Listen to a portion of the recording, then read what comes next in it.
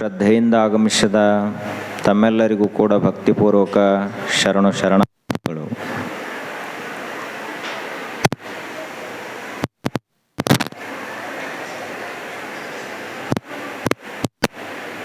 ನಮ್ಮೆಲ್ಲರ ಜೀವನ ಕಲ್ಯಾಣಮಯವಾಗಬೇಕು, ಜೀವನ ಸಾರ್ಥಕವಾಗಬೇಕು, ಮಂಗಲಮಯವಾಗಬೇಕು, ಶಿವಮಯವಾಗಬೇಕು. ಅಷ್ಟೇ ಅಲ್ಲದೆ ಪರಮ ನಿಶ್ರೇಯಸವನ್ನು ಉಂಟು ಮಾಡಬೇಕು. ಅದು ಮನುಷ್ಯ ಜೀವನದ ನಿಜವಾದ ಉದ್ದೇಶ. ನಾವೆಲ್ಲರೂ 100 ವರ್ಷದ ಆಯುಷ್ಯವನ್ನು ಬಳಸುವುದಕ್ಕಾಗಿ ಈ ಭೂಮಿಗೆ ಬಂದವರು. ನಮ್ಮೆಲ್ಲರಿಗೂ ಸಿಕ್ಕಂತಹ ಅಪ್ರತಿಮವಾದಂತಹ ಅಮೂಲ್ಯವಾದಂತಹ ಸಂಪತ್ತು ಅಂದ್ರನ ಆಯುಷ್ಯ. ಆಯುಷ್ಯಕ್ಕಿಂತ ಮಿಗಿಲಾದಂತಹ ಸಂಪತ್ತು ಯಾವುದೂ ಇಲ್ಲ. ದೇವರು ನಮಗೆ ಕೃಪಾ ಮಾಡಿ ಒಲಿದು ಮನುಷ್ಯನಾಗಿ ಹುಟ್ಟಿಸಿದ. ಎರಡನೆಯದಾಗಿ 100 ವರ್ಷದ ಆಯುಷ್ಯವನ್ನು ಕೊಟ್ಟ. ಮೂರನೆಯದಾಗಿ ಭಾರತ ದೇಶದಲ್ಲಿ ಹುಟ್ಟಿಸಿದ.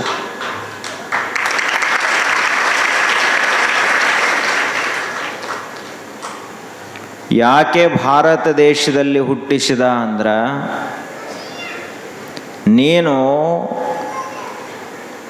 ನಿನ್ನಲ್ಲಿರುವ ಅವಗುಣಗಳನ್ನೆಲ್ಲ ಕಳೆದುಕೊಂಡು ನಿನ್ನಲ್ಲಿರುವಂತಹ ಕ್ಷುದ್ರವಾದಂತಹ ಪ್ರವೃತ್ತಿಗಳನ್ನೆಲ್ಲ ಬಿಟ್ಟು ಶಿವ ಸಾಯುಜ್ಯವನ್ನು, ಶಿವ ಸಾಕ್ಷಾತ್ಕಾರವನ್ನು ಪಡೆದು ಒಬ್ಬ ಸಂತನಾಗು, ಒಬ್ಬ ಮಹಂತನಾಗು ಅಂತ ದೇವರು ಈ ಭಾರತ ದೇಶದಲ್ಲಿ ಹುಟ್ಟಿಸಿದ. ಆ ನಿಟ್ಟಿನಲ್ಲಿ ನಾವು ಏನು ಮಾಡ್ತಾ ಇದ್ದೀವಿ ಅನ್ನೋದು ಬಹಳ ಮುಖ್ಯ. ನಮ್ಮ ಜೀವನ ಶಿವಮಯವಾಗಬೇಕು. ಜೀವನ ಏನಾಗಬೇಕು ಅಂದ್ರೆ ಪಾವನವಾಗಬೇಕು. ಜೀವನ ಧನ್ಯವಾಗಬೇಕು, ಸಾರ್ಥಕವಾಗಬೇಕು. ಯಾವಾಗ ಸಾರ್ಥಕವಾಗ್ತದ? ಯಾವಾಗ ಜೀವನ ಪೂರ್ಣ ಅಂಥೇಳಿ ಅನಿಸ್ತದ ಅಂದ್ರೆ, ಯಾವಾಗ ನಾವು ಸರಿಯಾದ ದಾರಿಯನ್ನು ಹಿಡಿತೀವಿ ಆವಾಗ ಜೀವನ ಸಾರ್ಥಕವಾಗ್ತದೆ. ನಮ್ಮ ದಾರಿ ಈಗ ಸದ್ಯ ಯಾವುದದ ಅಂದ್ರೆ, ಅದು ಪ್ರಪಂಚದ ಕಡೆಗೆ ಹೋಗುವಂತಹ ದಾರಿ. ಅದು ದುಃಖದ ದಾರಿ, ಅಶಾಂತಿಯ ದಾರಿ ಅದ. ಆ ದಾರಿಯಲ್ಲಿ ನಡೆದಂಥವರೆಲ್ಲರೂ ದುಃಖಿಸಲೇಬೇಕು. ಆ ದಾರಿಯಲ್ಲಿ ಹೆಜ್ಜೆ ಹಾಕುವಂಥವರೆಲ್ಲರೂ ಕೂಡ ಚಿಂತಾಕ್ರಾಂತರಾಗಲೇಬೇಕು. ಆ ದಾರಿಯಲ್ಲಿ ನಡೆದಂಥವರೆಲ್ಲರೂ ಕೂಡ ಮರಳಿ ಹುಟ್ಟಲೇಬೇಕು, ಹುಟ್ಟಿ ಪ್ರಪಂಚಿಕರಾಗಲೇಬೇಕು. ಅಂತಹ ದಾರಿ.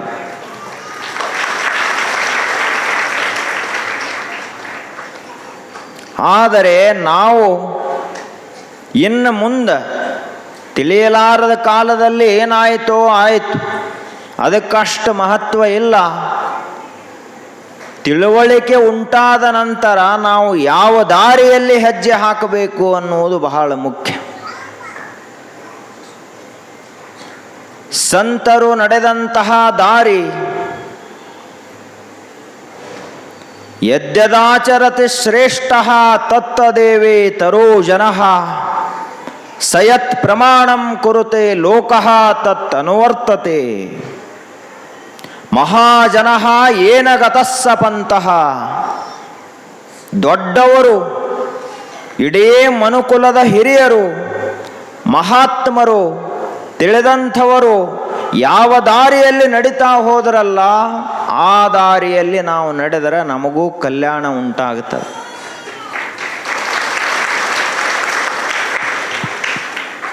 ಬಹಳ ಜನ ಏನಂತ ತಿಳ್ಕೊಂಡಾರಂದ್ರ ಲಗ್ನ ಆಯಿತು ಅಂದ್ರೆ ಕಲ್ಯಾಣ ಆಯಿತು ಅಂತ ತಿಳ್ಕೊಂಡಾರ.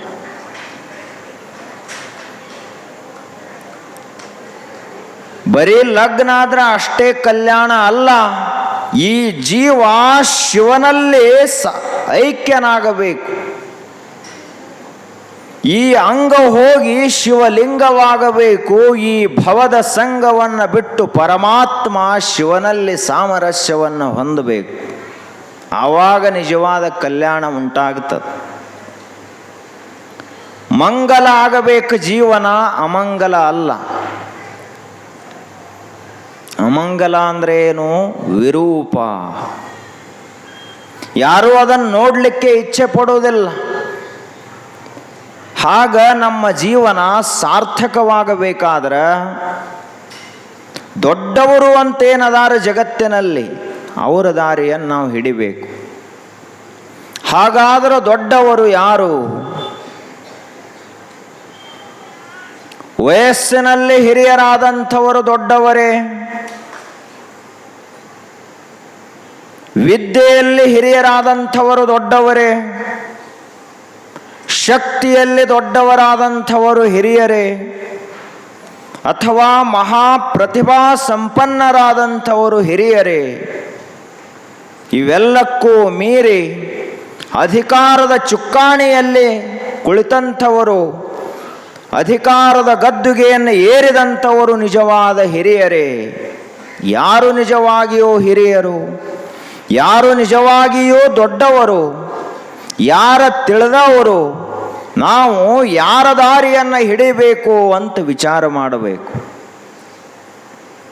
ಯಾಕೆ ಅಂದ್ರೆ ನಮ್ಮ ಸುತ್ತಮುತ್ತ ಎಲ್ಲ ನಮಗ ಬಹುಸಂಖ್ಯೆ ಜನ ಯಾರು ಸಿಗ್ತಾರಂದ್ರೆ ಸಾಮಾನ್ಯ ತರಗತಿಯ ಜನರೇ ಸಿಗ್ತಾರೆ ಹೊರತು ತಿಳಿದಂಥವರು ಸಿಗುವುದಿಲ್ಲ. ಬಹಳ ಅಪರೂಪ. ಇಡೀ ಜಗತ್ತಿನಲ್ಲಿ ಸರಿಯಾಗಿ ದೇವರನ್ನು ತಿಳಿದುಕೊಂಡಂಥವರು ಸಿಗುವುದು ಬಹಳಷ್ಟು ಅಪರೂಪ, ದುರ್ಲಭ ಅಂತ ಕರೀತಾರೆ. ಅದಕ್ಕೆ ನಮಗ ಏನು ಬೇಕಾದದ್ದು ಸಿಗಬಹುದು. ಒಬ್ಬರ ಮಹಾತ್ಮರು, ಶಿವಯೋಗಿಗಳು, ಪುಣ್ಯಾತ್ಮರು ಸಿಗುವುದು ಬಹಳ ಕಷ್ಟ ಅಂತ ಹೇಳ್ತಾರೆ. ಯಾಕೆ? ನಾವು ಯಾರು ಕೂಡ ಆ ರೀತಿ ಪ್ರಯತ್ನ ಮಾಡೋರಲ್ಲ. ನಮ್ಮೆಲ್ಲರ ಪ್ರಯತ್ನ ಬಲಿದ ಲೌಕಿಕರಾಗುವತ್ತ ಅದನ್ನೇ ಹೊರತು ಈ ಲೌಕಿಕವನ್ನು ಬಿಟ್ಟು ಅಲೌಕಿಕನಾದ ಪರಮಾತ್ಮನ ಕಡೆಗೆ ಹೋಗಬೇಕನ್ನೋ ಪ್ರಯತ್ನ ಇಲ್ಲ. ನಮ್ಮ ಪ್ರಯತ್ನ ಏನದ ಅಂದ್ರೆ ಒಂದು ಮನೆ ಇದ್ದದ್ದು 2 ಮನೆ ಮಾಡೋದು, ಒಂದು ಪ್ಲಾಟ್ ಇದ್ದದ್ದು 2 ಪ್ಲಾಟ್ ಮಾಡೋದು. 1 ಎಕರೆ ಹೊಲ ಇತ್ತು ಅಂದ್ರೆ ದೇಹ ಬಿಡುವುದ್ರೊಳಗಾಗಿ 10 ಎಕರೆ ಹೊಲ ಮಾಡಿ ದೇಹ ಬಿಡ್ತಾನ. ಸಾರ್ಥಕ ಆಯ್ತು ನೋಡಪ್ಪ, ನಾ ಈ ಭೂಮಿಗೆ ಬಂದದ್ದು ಅಂತ ಹೇಳ್ತಾನೆ. ನಮ್ಮ ಜೀವನದ ತಿಳುವಳಿಕೆನ ಇಷ್ಟ ಅದ. ಅದಕ್ಕಾಗಿ ನಮಗ ಸಾಮಾನ್ಯ ತರಗತಿಯ ಜನರು ಅಂತ ಕರೀತಾರೆ. ಬಹಳ ಸಂಕುಚಿತ ಮನಸ್ಸದ, ಬಹಳ ತಿಳುವಳಿಕೆ ಕಡಿಮೆ ಅದ. ಹಾಗಾದ್ರೆ ತಿಳುವಳಿಕೆ ಹೆಚ್ಚು ಮಾಡಿಕೊಳ್ಳಬೇಕಾದ್ರೆ ನಾವು ಏನು ಮಾಡಬೇಕು? ತಿಳುವಳಿಕೆ ಅಂದ್ರೆ ಏನು? ತಿಳಿದಂಥವ್ರು ಹೆಂಗಿರ್ತಾರ, ಅವರು ಎಲ್ಲಿ ಸಿಗ್ತಾರ, ಅವರನ್ನು ಹೆಂಗೆ ಗುರುತು ಹಚ್ಚಬೇಕು ಅನ್ನೋದು ಒಂದು ದೊಡ್ಡ ಪ್ರಶ್ನೆ ಅದು. ತಿಳಿದಂಥವ್ರನ್ನ ಹೆಂಗೆ ಗುರುತು ಹಚ್ಚೋದು? ಹೌದಪ್ಪ, ಇವರೊಬ್ಬರು ಮಹಾತ್ಮರಾದರು, ಆದ ಬಳಿಕ ಏನಾದರೂ ಶರೀರದಲ್ಲಿ ಬದಲಾವಣೆ ಆಗ್ತದನೋ? ಎಲ್ಲಿ ಬದಲಾವಣೆ ಆಗ್ತದ? ನಿಜವಾಗಿಯೂ ಅಂಥ ತಿಳಿದಂಥವ್ರು ಇರುವಂಥ ಸ್ಥಳಗಳು ಯಾವುವು? ಇದನ್ನೆಲ್ಲ ವಿಚಾರ ಮಾಡಲಿಕ್ಕಾಗಿ ನಮಗೆ ಗೊತ್ತಾಗುವುದು ಯಾರು ಮಹಾತ್ಮರು, ಯಾರು ತಿಳಿದವರು ಅಂದ್ರೆ ಯಾರಲ್ಲಿ ಹುಲ್ಲು ಕಡ್ಡಿಯನ್ನು ತೆಗೆದುಕೊಳ್ಳಬೇಕು, ನನ್ನದಾಗಿಸಿಕೊಳ್ಳಬೇಕು ಅನ್ನುವಂತಹ ಆಸೆ ಇಲ್ಲವೋ ಅಂಥವನೇ ಈ ಜಗತ್ತಿನಲ್ಲಿ ತಿಳಿದವ. ಯಾವ ಮನುಷ್ಯನಿಗೆ ಇಡೀ ಜಗತ್ತಿನ ಸಂಪತ್ತು ಬೇಡ ಅಂಥೇಳಿ ಅನಿಸ್ತದನೋ ಅಂಥವನು ನಿಜವಾದ ಶಿವಯೋಗಿ. ನಮಗೆ ಅನಿಸತೇನೆ ಅಂದರೆ ಹಿಂಗೆ ಏನೂ ಬ್ಯಾಡಂತ ಅನ್ಸದೇನು? ನಾಳೆ ಸಾಯವದಾನಂದ್ರೆ ಇವತ್ತಿನ ನಂತರ ಕೇಳ್ರಿ, ಅಜ್ಜ ನಿನಗೆ ಏನೇನ್ರಿ ಇಚ್ಛಾ ಅದಾವೋ ಏನು ಇಲ್ಲೋ ಅಂತ ಕೇಳ್ರಿ. ಒಂದು ದಿವಸ ಪೂರ್ಣ ರಾತ್ರಿ ಹಗಲ ಕೂಡೇ ಹೇಳ್ತೈತೆ ಮುದಕ್ಕೆ ವರ್ಕೋರಿ ಅಂತ ಹೇಳಿ. ಕೊನೆ ಇಚ್ಛಾ ಇವು, ಕೊನೆ ಇಚ್ಛಾನ ಒಂದು ಬುಕ್ ತುಂಬಷ್ಟು ಅದಾವು. ಅವು ಮತ್ತು ಅರಿವು ಮರಿವು ಆಗಿರ್ತದೆ, ಏನು ನೆನಪು ಭಾಳ ಇರಂಗಿಲ್ಲ. ಅಂದರೂ ಅಷ್ಟು ಹೇಳ್ತಾನೆ ಅಜ್ಜ. ಅಂದ ಬಳಿಕ ಇಂತಹ ಮನುಷ್ಯ ಎಂದಾದರೂ ಮುಕ್ತ ಆಗಲಿಕ್ಕೆ ಸಾಧ್ಯವೇ? ನಾವು ನದಿಯಲ್ಲಿ ತೇಲ್ಬೇಕಾದ್ರ, ನದಿಯಲ್ಲಿ ಈಜಬೇಕಾದ್ರ ಕಲ್ಲು ಕಟ್ಕೊಂಡು ಈಜಲಿಕ್ಕಾಗುವುದಿಲ್ಲ.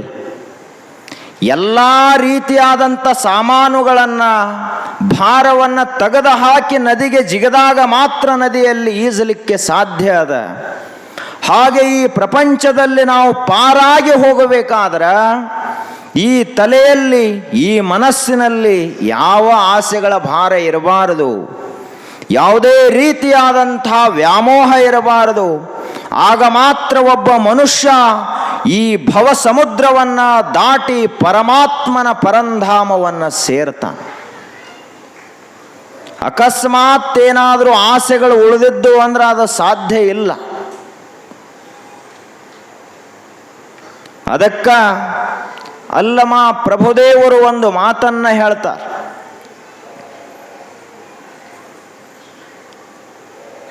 ಏನು ಹೇಳ್ತಾರೋ ಅಂದ್ರೆ, ನಮ್ಮೆಲ್ಲರ ಜೀವನ ಏನಾಗ್ಯದ ಅದಕ್ಕೆ ಬಹಳ ಚಲೋ ಶಬ್ದಗಳನ್ನು ಕೊಡ್ತಾರವರು. ಸತ್ತು ಹುಟ್ಟಿ ಕೆಟ್ಟವರೆಲ್ಲರೂ ದೇವಲೋಕಕ್ಕೆ ಹೋದರೆಂಬ ಬಾಲಭಾಷೆಯ ಕೇಳಲಾಗದು. ಸಾಯದ ಮುನ್ನ ದೇವನರಿದಡೆ ದೇವನೊಲಿವನಮ್ಮ ಗುಹೇಶ್ವರನು. ನಾವೆಲ್ಲರೂ ಹೆಂಗ ಅಂದ್ರೆ, ಹುಟ್ಟಿದೀವಿ, 100 ವರ್ಷ ಬದುಕ್ತೀವಿ. ಆ ಬದುಕು ಹೆಂಗಿರ್ತದಂದ್ರೆ ಕೆಟ್ಟು ಹೋದ ಜೀವನ ಆಗಿರ್ತದೆ. ಯಾಕೆ ಅಂದ್ರೆ ನಾವು ನಮ್ಮ ಆಯುಷ್ಯದ ಅವಧಿಯಲ್ಲಿ ಸುಳ್ಳು ಹೇಳುವುದನ್ನು ಬಿಟ್ಟಿಲ್ಲ. ಆದ್ದರಿಂದ ನಮ್ಮ ಜೀವನ ಕೆಟ್ಟು ಹೋಗ್ತದೆ. ನಮ್ಮ ಆಯುಷ್ಯದಲ್ಲಿ ನಾವು ಕೆಟ್ಟ ಕೆಲಸಗಳನ್ನು ಮಾಡುವುದನ್ನು ಬಿಡುವುದಿಲ್ಲ. ಅದಕ್ಕಾಗಿ ನಮ್ಮ ಜೀವನ ಹಾಳಾಗುತ್ತದೆ. ನಮ್ಮ ಆಯುರ್ಮಾನದಲ್ಲಿ ನಾವು ರಾಗದ್ವೇಷಾದಿಗಳು, ಕಾಮಕ್ರೋಧಾದಿಗಳನ್ನು ಬಿಡುವುದಿಲ್ಲ. ಅದಕ್ಕಾಗಿ ನಮ್ಮ ಜೀವನ ಧನ್ಯ ಆಗುವುದಿಲ್ಲ, ಅಮಂಗಲವಾಗಿ ಹೋಗುತ್ತದೆ. ಸತ್ತು ಹುಟ್ಟಿ ಕೆಟ್ಟವರೆಲ್ಲರೂ ದೇವಲೋಕಕ್ಕೆ ಹೋದರು ಅಂತ ಏನು ಹೇಳ್ತಾರಲ್ಲ, ಯಾರಾದರೂ ದೇಹ ಬಿಟ್ಟರು ಅಂದರೆ ಏನು ಬರೀತಾರ? ಲಿಂಗೈಕ್ಯರಾದರು ಅಂತ ಬರೀತಾರೆ. ಅವನ ಜೀವನದಾಗ ಲಿಂಗ ನೋಡಿಲ್ಲ ಅಂಥ ಮನುಷ್ಯ, ಅವಂಗೆ ಲಿಂಗೈಕ್ಯ ಅಕ್ಕನ? ಜೀವನದಲ್ಲೇ ದೇವರ ಗುಡಿಗೆ ಹೋಗಲಾರದಂಥ ಮನುಷ್ಯ ಕೈಲಾಸವಾಸಿ ಆದಂಥವ. ಅವ ಶಿವನ ಹೆಸರು ಗೊತ್ತಿಲ್ಲ ಅವನಿಗೆ. ಸತ್ತು ಹುಟ್ಟಿ ಕೆಟ್ಟವರೆಲ್ಲರೂ ದೇವಲೋಕಕ್ಕೆ ಹೋದರೆಂಬ ಬಾಲಭಾಷೆಯ ಕೇಳಲಾಗದು. ಇದು ಸಣ್ಣ ಹುಡುಗರು ಮಾತಾಡಿದಂಥ ಮಾತಿನಂಗದ. ವೈಕುಂಠವಾಸಿಗಳಾದರು, ಕೈಲಾಸವಾಸಿಗಳಾದರು, ಲಿಂಗೈಕ್ಯರಾದರು, ಮುಕ್ತರಾದರು ಅಂತ ಇಂತಹ ಸಾಮಾನ್ಯರಿಗೆ ಹೇಳುವಂತಹ ಮಾತಲ್ಲ ಅದು. ಹಾಗಾದ್ರೆ ಲಿಂಗೈಕ್ಯರಾಗಬೇಕಾದ್ರೆ ನಾವು ಹೆಂಗಿರಬೇಕು, ಏನು ಮಾಡಬೇಕು ಅನ್ನೋದನ್ನು ಹೇಳ್ತಾರೆ. ಸಾಯದ ಮುನ್ನ ಸ್ವಯವನರಿದಡೆ ದೇವನೊಲಿವನಮ್ಮ ಗುಹೇಶ್ವರನು. ಸಾಯುಕ್ಕಿಂತ ಮೊದಲ ನಾವು ಒಂದು ಕೆಲಸ ಮಾಡಬೇಕಾಗ್ತದೆ. ಇಡೀ ಆಯುಷ್ಯ ಮುಗಿಯುವುದರೊಳಗಾಗಿ ಏನು ಮಾಡಬೇಕು ನಾವು? ಸ್ವಯವನರಿದಡೆ ನಾ ಯಾರದೇನಪ್ಪ ಅಂತ ತಿಳ್ಕೋಬೇಕು. ನಾವ್ಯಾರದೀವಿ? ಸರಿಯಾಗಿ ಕುಂತ್ಕೊಂಡು ವಿಚಾರ ಮಾಡಿದರೆ ಗೊತ್ತಾಗ್ತದ ನಿಜವಾಗಿಯೂ ನಾವು ಈ ಶರೀರ ಅಲ್ಲ ಅಂತ ಗೊತ್ತಾಗುತ್ತೆ. ನಿಜವಾಗಿಯೂ ನಾವು ಮನಸ್ಸು ಅಲ್ಲ. ಈ ಹೊರಗೆ ಜಗತ್ತಿನಲ್ಲಿ ಏನೇನದನೋ ಇದು ಯಾವುದೂ ನಮ್ಮದಲ್ಲ. ಈಗೇನು ನಾವು ತಿಳ್ಕೊಂಡದಿವಲ್ಲ ಇವರು ಯಾರೂ ನಮ್ಮವರಲ್ಲ. ಮತ್ತು ಹಂಗಾದ್ರೆ ಹೆಂಗ್ರಿ? ಬೀಗರು ಬಿಜ್ಜರು ಬಂದ್ರಂದ್ರೆ ಏನು ಮಾಡಬೇಕು? ನಮ್ಮವರಲ್ಲ ಅಂದ್ರಂದ್ರೆ ನಿಮ್ಮವರ ಅವರು. ನೀವು ದೇಹ ಬಿಡು ತಕ್ಕ ನಿಮ್ಮವರ, ಕರೆ ನಿಮ್ಮವರಲ್ಲ ಅವರು. ನೀವು ದೇಹ ಬಿಡುವಾಗ ಅವರು ನಿಮ್ಮ ಜೊತೆಗೆ ದೇಹ ಬಿಡ್ತಾರೇನು? ಇಲ್ಲ. ನಿಮಗೇನಾದರೂ ತ್ರಾಸ ಆಯ್ತಂದ್ರೆ ಅವ್ರಿಗೇನಾದರೂ ಆಗ್ತದೇನು? ಏನೂ ಇಲ್ಲ. ಅವರ ಬ್ಯಾರೆ, ನೀವ ಬ್ಯಾರೆ. ಈ ಜಗತ್ತಂದ್ರೆ ಹೆಂಗದ ಅಂದ್ರ ಒಂದು ರೀತಿಯಾಗಿ ಒಂದು ದೊಡ್ಡ ಸಂತೆ ಅದ ಇದು. ಈ ಸಂತೆಯಲ್ಲಿ ಒಬ್ಬರು ಚೌಳಿಕಾಯಿ ಮಾರ್ಲಾಕ ಬರ್ತಾರ, ಒಬ್ಬರು ಬೆಂಡಿಕಾಯಿ ಮಾರ್ಲಾಕ ಬರ್ತಾರ, ಒಬ್ಬರು ಬದ್ನಿಕಾಯಿ ತಗೊಂಡು ಬರ್ತಾರ, ಒಬ್ಬರು ಬಜಿ ಅಂಗಡಿ ಹಾಕಿರ್ತಾರ. ಅವರವರ ಸಂತಿ ಚಲೋ ಮಾತು ಹೇಳಿ ಮಾರಿ ಹೋಗ್ತಾರೆ ಹೊರತು ಯಾರೂ ನಮ್ಮವ್ರಾಗ್ಲಕ್ಕ ಬಂದಿಲ್ಲ ಇಲ್ಲಿ.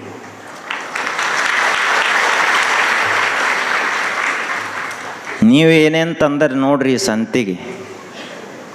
ಚವಳಿಕಾಯಿ ತಂದರು, ಇನ್ನು ಕೆಲವೊಂದಿಷ್ಟು ಮಂದಿ ಬರೀ ಹುಳುಕ ಬದ್ನಿಕಾಯಿ ತಂದಿರ್ತದೆ ಜಗತ್ತಿಗೆ.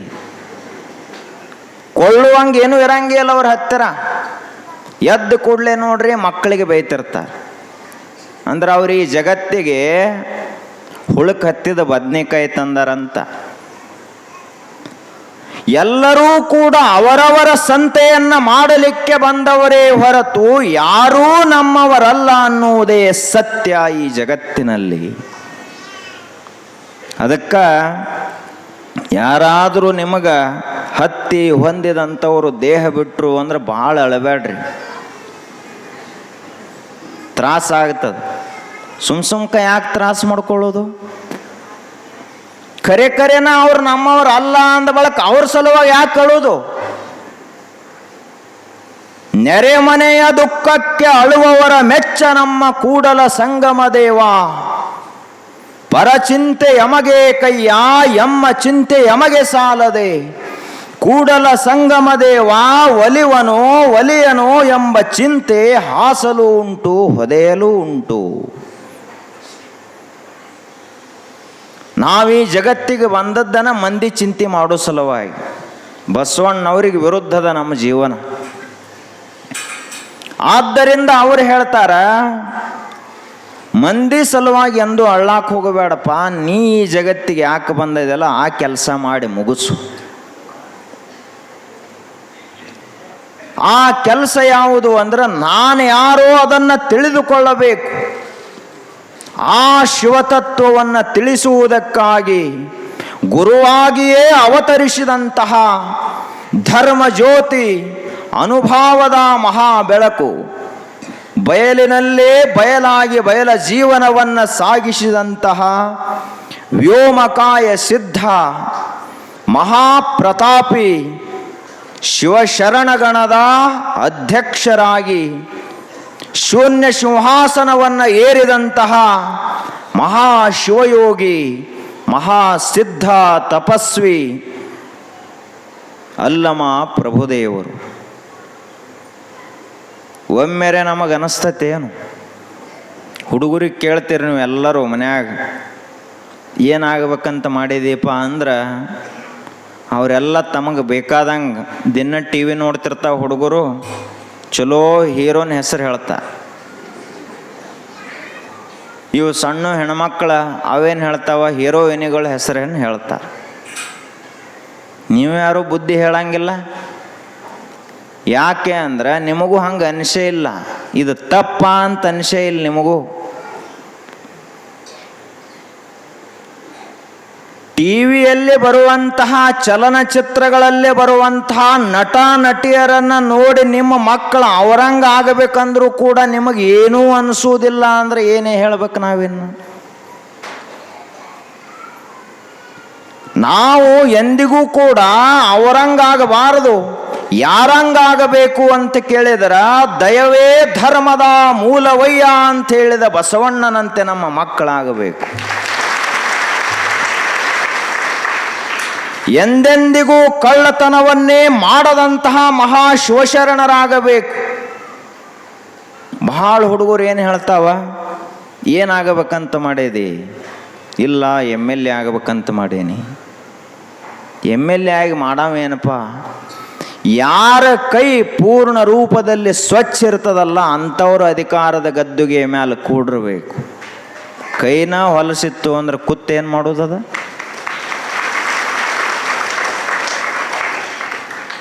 ಬರೀ ಒಂದು ಮನೆ ಕಾರವಾರ ಸಹಿತ ಯಾರ ಕೈ ಸ್ವಚ್ಛದಲ್ಲ ಅವ್ರ ಕೈಯಾಗ ಕೊಡಬೇಕು. 10 ರೂಪಾಯಿ ಕೊಟ್ರಿ 9 ರೂಪಾಯಿ ಸಂತೆ ಮಾಡಿ 1 ರೂಪಾಯಿ ಕಿಸೆಗೆ ಇಟ್ಕೊಂಡ ಅಂದ್ರೆ ಅವನ ಕೈಯಾಗ ಮನೆ ಕಾರವಾರ ಕೊಡಬಾರದು. ಇನ್ನು ಇಡೀ ದೇಶದ ಕಾರವಾರ ಯಾರ ಕೈಯಾಗ ಕೊಡಬೇಕು ವಿಚಾರ ಮಾಡ್ರಿ. ಹಂಗ ನಮ್ಮ ಮಕ್ಕಳು ಯಾರಂತಾಗಬೇಕು ಅಂತ ಕೇಳಿದ್ರ ಇಡೀ ಜಗತ್ತಿಗೆ ಗುರುವಾಗಿ ಹೋದಂಥ ಅಲ್ಲಮ ಪ್ರಭುದೇವರಂತಾಗಬೇಕು ಮಕ್ಕಳು. ಅಂತಹ ಅಲ್ಲಮ ಪ್ರಭುದೇವರು ತಮ್ಮ ಆ ಶಿವಮೊಗ್ಗ ಜಿಲ್ಲೆಯ ಬಳ್ಳಿಗಾವೆಯನ್ನು ಬಿಟ್ಟು ಮಧುಕೇಶ್ವರ ದೇವಾಲಯದ ಮುಂದೆ ಬಂದ ಮದ್ದಳೆಯನ್ನು ಬಾರಿಸಿದರು. ಆ ನಾದಕ್ಕೆ ಮರುಳಾಗಿ ಮಾಯಾದೇವಿ ಕುಣಿಯಲಿಕ್ಕೆ ಪ್ರಾರಂಭ ಮಾಡಿದ್ಲು. ಆ ಮಾಯೆಯ ಸಂಮೋಹನ ಶಕ್ತಿಯನ್ನು ಸಂಪೂರ್ಣವಾಗಿ ನಷ್ಟಗೊಳಿಸಿದ ಅಲ್ಲಮ ಪ್ರಭುದೇವ. ಎಲ್ಲರೂ ಮಾಯೆ ಕುಣಿಸಿದಂಗೆ ಕುಣಿತಿದ್ರು. ಆದರೆ ಜಗತ್ತಿನಲ್ಲಿ ಒಂದು ವಿನೂತನವಾದ ಪ್ರಯೋಗ ಆಯಿತು. ಮಾಯೆಯನ್ನೇ ಕುಣಿಸಿದ ತಾನು ಮಾಯಾ ಕೋಲಾಹಲಿಯಾದಲ್ಲ, ಅವನೇ ಅಲ್ಲಮ ಪ್ರಭುದೇವ. ಮಾಯೆಗೆ ಸೋಲಿಲ್ಲ. ಆ ಬಳಿಕ ಅಲ್ಲಿಂದ ಹಾಗೇ ಮುಂದೆ ಸಂಚಾರ ಮಾಡ್ತಾ ಮಾಡ್ತಾ ಹೋದಾಗ ದಾರಿಯಲ್ಲಿ ಒಬ್ಬ ರೈತ ಭೇಟಿಯಾದ. ಒಂದು ದೊಡ್ಡ ತೋಟ. ಎಂಥ ತೋಟ ಇತ್ತು ಅಂದ್ರೆ ಅಲ್ಲಿ ಬಾಳೆಯ ಗಿಡಗಳೇ ಸ್ವಾಗತದ ಕಂಬಗಳಾಗಿದ್ದು ಅಂತಹ ಬಾಳೆಯ ಬನವನ್ನು ಬೆಳೆಸಿದ್ದ, ತೆಂಗಿನ ಮರಗಳನ್ನು ಬೆಳೆಸಿದ್ದ, ಮಾವಿನ ತಳಿರು ತೋರಣಯುಕ್ತವಾದಂಥ ತೋಟ ಇತ್ತು. ಎಲ್ಲ ರೀತಿಯಾದಂಥ ಬಳ್ಳಿಗಳಿದ್ದು ಅನೇಕ ರೀತಿಯ ಪುಷ್ಪಲತೆಗಳು, ಹೂವಿನ ಗಿಡಗಂಟಿಗಳು. ಅವನು ಹೊಲದಾಗ ಹೊಕ್ಕರ ಸಾಕು, ಹೊರಗೆ ಬರಬೇಕು ಅನ್ನಿಸ್ತಾ ಇರಲಿಲ್ಲ. ಅಷ್ಟು ಹೊಲದಲ್ಲಿ ಕೆಲಸ ಮಾಡಿದ್ದ ರೈತರಂದ್ರೆ ಹಂಗೆ ಇರಬೇಕು. ಈಗ ಎಲ್ಲರೂ ರೈತರದಾರ. ಸಂತೆ ಬತ್ತು ಅಂದ್ರೆ ಕೈಯಾಗ ಕೈಚೀಲ ಹಿಡ್ಕೊಂಡು ಸಂತೆಗೆ ಹೋಗ್ತಾರೆ. ಎದಕ್ರಿ? ಕೊತ್ತಂಬರಿ ಸೂಡು ತರ್ಲಾಕ. ಅದು ಕೊತ್ತಂಬರಿ ಸೂಡು ತರ್ಲಾಕ ಸಹಿತ ಸಂತೆಗೆ ಹೋಗ್ಬೇಕಂದ್ರೆ ನಿಮಗೆ ಯಾಕೆ ರೈತರು ಅನ್ನಬೇಕು? ಹಿತ್ತಲ್ದಾಗ ಹೋಗಿದ್ರೆ ಬರ್ತದ. ಅಷ್ಟು ಸಹಿತ ಮೈ ಮುರಿದು ದುಡಿಯೋದು ಬ್ಯಾಡ ಅಂತಾರೆ ಈಗ ನಾವು. ಆದ್ರೆ ಅಲ್ಲೊಬ್ಬ ಒಕ್ಕಲಿಗನಿದ್ದ, ಎಂದಿಗೂ ಕೂಡ ಇನ್ನೊಬ್ಬರ ಮುಂದೆ ಹೋಗಿ ಕೈ ಒಡ್ಡಿದಂಥವನೇ ಅಲ್ಲ, ಇಡೀ ಜಗತ್ತಿಗೆ ಕೊಟ್ಟಂತಹ ಒಕ್ಕಲಿಗ. ಅವನೇ ಶ್ರೇಷ್ಠ ಶಿವಶರಣ ಗೊಗ್ಗಯ್ಯ ಅಂಥೇಳಿ ಕೊಟ್ಟವ ಜಗತ್ತಿಗೆ.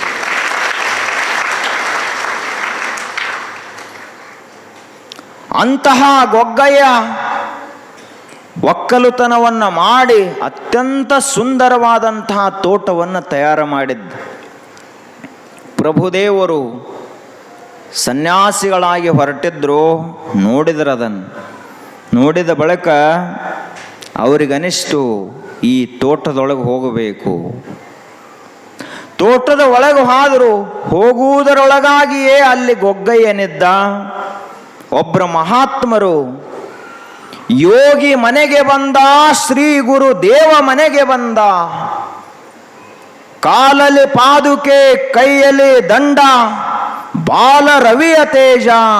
ಅಂತಹ ಶಿವಯೋಗಿಯೇ ಕರಿಲಾರದ ನನ್ನ ತೋಟಕ್ಕೆ ಬಂದಾರಂದ ಬಳಿಕ ಸಾಕ್ಷಾತ್ ಶಿವನೇ ಬಂದಂಗಾಯಿತು ಗೊಗ್ಗಯ್ಯನವರಿಗೆ. ಯಾರು ಬರಬೇಕು ಮನೆಗೆ?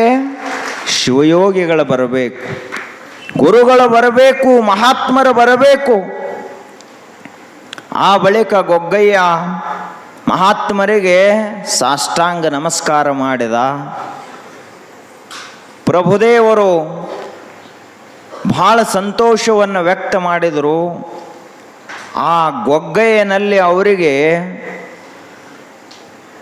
ನಿಷ್ಕಪಟಿಯಾದಂತಹ ವ್ಯಕ್ತಿ ಕಂಡ. ಒಂದಿಷ್ಟು ಕೂಡ ಆ ಮನುಷ್ಯನಲ್ಲಿ ಭಾವನೆಗಳು ಹೊಲಸಾಗಿರಲಿಲ್ಲ, ಅಷ್ಟು ಸ್ವಚ್ಛ ಮನಸ್ಸಿತ್ತವಂತು. ಹೆಚ್ಚು ಕಡಿಮೆ ಬಹಳಷ್ಟು ಜನ ರೈತರು ಬಹಳ ಸ್ವಚ್ಛ ಮನಸ್ಸಿನವ್ರು ಇರ್ತಾರೆ. ಯಾಕಂದ್ರೆ ಅವರ ವ್ಯವಹಾರ ಮನುಷ್ಯರ ಜೊತೆಗೆ ಇರುವುದಿಲ್ಲ, ದೇವ ನಿರ್ಮಿತ ಜಗತ್ತಿನ ಜೊತೆಗೆ ಇರುತ್ತದೆ. ಆದ್ದರಿಂದ ರೈತರ ಮನಸ್ಸು ಹೊಲಸಾಗುವುದಿಲ್ಲ, ನೌಕರಿ ಮಾಡೋರ ಮನಸ್ಸು ಬಹಳ ಬೇಗ ಹೊಲಸಾಗ್ತದೆ. ಆದ್ರೆ ಒಕ್ಕಲಿಗರ ಮನಸ್ಸೆಂದು ಹೊಲಸಾಗುವುದಿಲ್ಲ. ಯಾಕೆ ಅಂತ ಕೇಳಿದರೆ ಅವರು ನಿಸರ್ಗದ ಜೊತೆಗೆ ವ್ಯವಹಾರ ಮಾಡ್ತಾರೆ. ಹಂಗ ಗೊಗ್ಗಯ್ಯ ಅಷ್ಟು ಸ್ವಚ್ಛ ಮನಸ್ಸಿನವಿದ್ದ. ಅವ ಏನು ತಿಳ್ಕೊಂಡಿದ್ದ ಅಂದ್ರೆ, ಈಗೇನು ನಾ ಒಕ್ಕಲ್ತನ ಮಾಡ್ತಾ ಇದ್ದೀನಲ್ಲ, ಇದಕ್ಕಿಂತ ದೊಡ್ಡದಿನ್ನು ಯಾವುದೂ ಇಲ್ಲ. ನನ್ನ ಜೀವನ ಸಾರ್ಥಕವಾಗ್ಯದ. ನಾನು ಈ ಮನುಷ್ಯನಾಗಿ ಹುಟ್ಟಿ ಏನು ಮಾಡಬೇಕು ಅದನ್ನೆಲ್ಲ ಮಾಡಿದಂಗಾಯಿತು ಅಂತ ಅವ ತಿಳ್ಕೊಂಡಿದ್ದ. ಅವಾಗ ಅಲ್ಲಮ ಪ್ರಭುದೇವರು ಅವನಿಗೆ ಹೇಳಿದರು, ನೋಡಪ್ಪ, ಈಗ ಹೊರಗೆಲ್ಲ ನೀನು ಭೂಮಿಯನ್ನು ಸ್ವಚ್ಛ ಮಾಡಿದೆ, ಚಲೋ ಭೂಮಿಯನ್ನು ಹದ ಮಾಡಿದೆ. ಆ ಬಳಿಕ ಚಲೋ ಚಲೋ ಸಸಿಗಳನ್ನು ತಂದು ನೆಟ್ಟಿ ಬೀಜಗಳನ್ನು ಹಾಕಿದೆ. ಚಲೋ ಒಕ್ಕಲುತನವನ್ನು ಮಾಡಿ ಒಂದು ಚಲೋ ಸುಂದರವಾದಂಥ ತೋಟವನ್ನು ತಯಾರು ಮಾಡಿದೆ. ಇಷ್ಟಕ್ಕನ ನಿನ್ನ ಕೆಲಸ ಮುಗಿಲಿಲ್ಲ ಅಂತ ಹೇಳಿದರು ಅವರು. ಇದು ಹೊರಗಿನ ತೋಟ ಆಯಿತು. ಈ ಹೊರಗಿನ ತೋಟ ಇದು ನಿನ್ನ ಕೈಯಾಗ ಉಳಿಯುವ ತೋಟ ಅಲ್ಲ. ಇದು ನಿನಗೆ ಯಾವಾಗಲೂ ಉಪಯೋಗಕ್ಕೆ ಬರುವಂತಹ ತೋಟ ಅಲ್ಲ. ನೀನು ನಿಜವಾಗಿಯೂ ಇನ್ನೊಂದು ಒಕ್ಕಲುತನವನ್ನು ಮಾಡಬೇಕು, ಇನ್ನೊಂದು ಕೆಲಸವನ್ನು ಮಾಡಬೇಕು.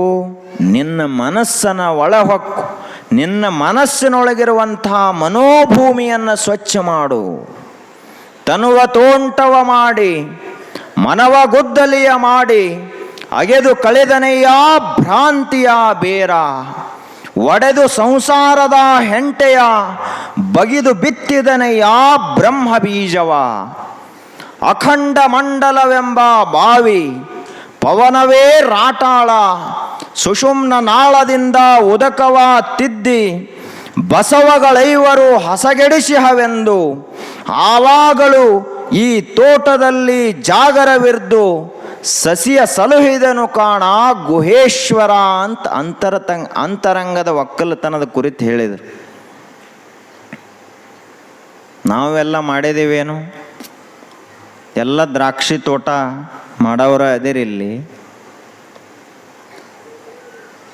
ಹೊರಗೆಲ್ಲ ದ್ರಾಕ್ಷಿ ಬೆಳೆದಿದ್ದೀವಿ, ಆದ್ರೆ ನಮ್ಮ ಒಳಗೊಂದೈತ್ಲಿ ಆ ಮನಸ್ಸ. ಅಲ್ಲಿ ಏನೇನು ಬೆಳೆದಿದ್ದೀವಿ ನೋಡಿದ್ದೀವಿ, ಒಮ್ಮೆರೆ ಒಳಗೆ ಹೊಕ್ಕು. ಅಲ್ಲಿ ಏನದ? ಅಲ್ಲೇನದಾವು? ಬರೀ ರಾಗದ್ವೇಷಾದಿಗಳು ತುಂಬ್ಯಾವ, ಸುಳ್ಳು ತುಂಬ್ಯದ, ಕೆಟ್ಟ ಕೆಲಸವನ್ನು ಮಾಡುವಂಥ ಪ್ರವೃತ್ತಿ ತುಂಬ್ಯದ. ಇದೆಲ್ಲ ಹೋಗಬೇಕಾದ್ರೆ ನಾವು ಅಂತರಂಗದ ಒಕ್ಕಲುತನವನ್ನು ಮಾಡಬೇಕಾಗುತ್ತದೆ. ಆ ಅಂತರಂಗದ ಒಕ್ಕಲುತನ ಯಾವಾಗ ಮನುಷ್ಯ ದೇವರನ್ನು ಸ್ಮರಿಸ್ತಾನೆ, ಗುರುಗಳನ್ನು ಪೂಜಿಸ್ತಾನೆ, ಶರಣರ ತತ್ವಗಳನ್ನು, ದಾಸರ ತತ್ವಗಳನ್ನು, ಶಿವಯೋಗಿಗಳು ಹೇಳಿದಂತಹ ಮಾತುಗಳನ್ನು ಮನಸ್ಸಿನಲ್ಲಿಟ್ಟು ಜ್ವಾಪಾನ ಮಾಡ್ತಾನಲ್ಲ, ಆವಾಗ ಅಂತರಂಗದ ಒಕ್ಕಲುತನ ಆಗ್ತದೆ. ನಮಗೆ ಎಷ್ಟು ನೆನಪದಾವ ಮಾತುಗಳು ಮಹಾತ್ಮರು ಹೇಳಿದ್ದು. ಅದು ಯಾರೇ ಒಮ್ಮೆ ಬೈದಿದ್ರು ಅಂದ್ರೆ ಇವತ್ತಿಗೂ ಅವು ನೆನಪಿರ್ತಾವ. ಬೈದ ಮಾತುಗಳು ಉಪಯೋಗಕ್ಕೆ ಬರೋ ಮಾತಲ್ಲವು. ಆದ್ರೆ ಅವ ಬೇದಿದ್ದ ಅಂದ್ರೆ ಮುಗಿದು ಹೋತ್ ಸಾಯುವ ತಕ ಮರೆಯಂಗಿಲ್ಲ. ಅವ ಬೈದಂತಹ ಮಾತುಗಳ ನೆನಪುಳುದು ಮಹಾತ್ಮರು ನಮ್ಮ ಉದ್ಧಾರಕ್ಕಾಗಿ ಹೇಳಿದಂತಹ ಮಾತುಗಳು ನಮ್ಮ ಮನಸ್ಸಿನಾಗ ಉಳಿಲಿಲ್ಲ.